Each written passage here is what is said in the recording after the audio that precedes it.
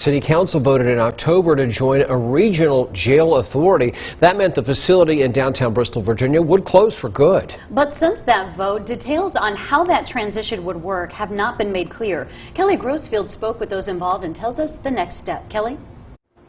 Josh, Sarah, right now city leaders are waiting to hear back from officials with the regional jail authority regarding final approval to join. It's a decision they were told would be handed down in spring, so they're expecting it any day now. I guess the fact of the matter is, if it's going to happen, they'd like to know if and when it's going to happen. The uncertainty of when that decision will be handed down is what worries Sheriff Tyrone Foster. He's concerned the most for his staff and what this change would mean for them. Foster says closing the jail would also be a big change for the families of those housed in downtown Bristol. People that are incarcerated a lot of times aren't bad people. They just have bad situations.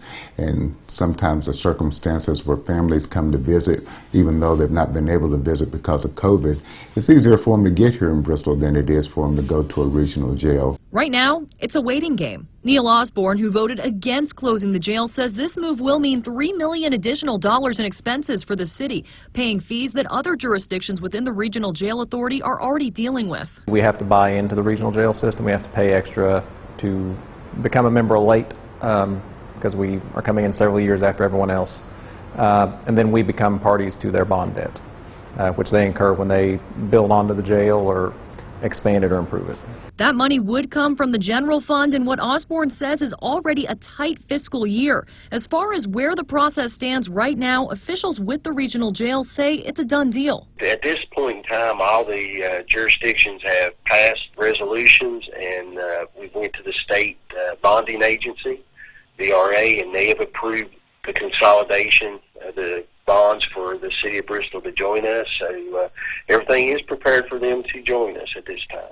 But nothing is final until the city council holds another vote, which must have a majority. At this time, it's still uncertain when exactly that decision will officially come back to Bristol, Virginia city leaders. And everything's been approved at the state level, and it's being handled by attorneys right now just to make sure all the documents are correct.